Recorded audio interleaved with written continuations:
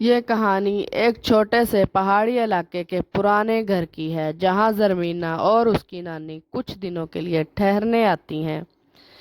رات کا وقت ہوتا ہے اور ماحول میں مکمل خاموشی چھائی ہوتی ہے۔ بس ہوا کے نرم جھونکوں کی آواز تھی اور کچھ دور کتوں کے بھونکنے کی آواز تھی۔ رات کچھ ایسا ہونے والا تھا جو زرمینہ کی زندگی کا رخ بدل دینے والا تھا۔ پھر اچانک رات کی خاموشی کو توڑتے ہوئے رونے کی آواز سنائی دیتی ہے۔ زرمینہ ہڑبڑا کر اٹھ بیٹھتی ہے اور اپنی نانوں سے پوچھتی ہے کہ باہر کیا ہو رہا ہے۔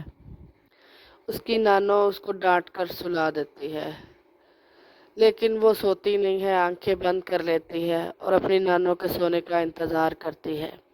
جیسے ہی اس کی نانوں کے خراٹوں کی آواز آتی ہے تو وہ آہستہ آہستہ اٹھ کر باہر نکل جاتی ہے۔ جیسے ہی وہ باہر نکلتی ہے تو اسے ایک سفید کپڑوں والی لڑکی نظر آتی ہے دریا کے کنارے، اور وہ چاند کی روشنی میں اس کا چہرہ صاف دکھائی دے رہا ہوتا ہے اور اس کی آنکھوں میں آنسو ایسے موتیوں کی طرح چمک رہے ہوتے ہیں۔ وہ تھوڑا اس کے پاس آتی ہے تو وہ اس کو آواز دیتی ہے، تو اس کی آواز میں ممتا کی محبت ہوتی ہے۔ وہ اسے آواز دیتی ہے، زرمینہ۔ زرمینہ یہ آواز سن کے حیران بھی ہوتی ہے اور پریشان بھی ہوتی ہے کہ یہ میرا نام کیسے جانتی ہے۔ وہ اس کے پاس آ کے بیٹھ جاتی ہے اور اس سے پوچھتی ہے کہ تم میرا نام کیسے جانتی ہو؟ وہ کہتی ہے تمہیں آہستہ آہستہ سب پتہ چل جائے گا، اور اسے بتاتی ہے کہ میں یہاں پر، وہ اسے بتاتی ہے کہ میرا اور تمہارا بہت گہرا تعلق ہے۔ یہ بات کہہ کر وہ غائب ہو جاتی ہے۔ جہاں وہ لڑکی بیٹھی ہوتی تھی وہاں پر ایک کھلونا پڑا ہوتا ہے۔ وہ اس کھلونے کو اٹھا کر دیکھتی ہے تو اس کے اوپر اس کا نام لکھا ہوتا ہے، زرمینہ۔ تو وہ حیران ہو جاتی ہے کہ میں تو یہاں آئی ہی پہلی دفعہ ہوں، تو یہ مجھے کیسے جانتی ہے اور یہ کون ہے؟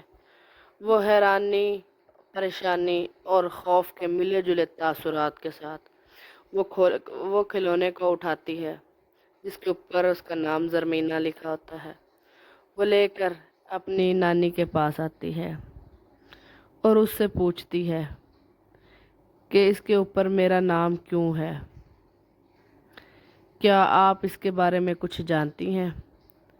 نانی کھلونا اس کے ہاتھ سے پکڑ کر پریشان ہو جاتی ہے۔ وہ اس سے پوچھتی ہے لیکن کچھ بھی نہیں نانی بتاتی۔ نانی خاموش ہو جاتی ہے، لیکن کوئی بات ایسی تھی جو نانو جانتی تھی، لیکن نانو نے اسے بتانے سے گریز کیا۔ پھر نانو اس کو بہلا پھسلا کر سلاتی ہے تو خواب میں بھی وہ اسی چیز کو بار بار دیکھ رہی ہوتی ہے، اس نرم دل پری کو اپنے خواب میں دیکھ رہی ہوتی ہے اور پریشان ہو رہی ہوتی ہے کہ وہ کون تھی، کہاں سے آئی تھی اور مجھے کیسے جانتی ہے۔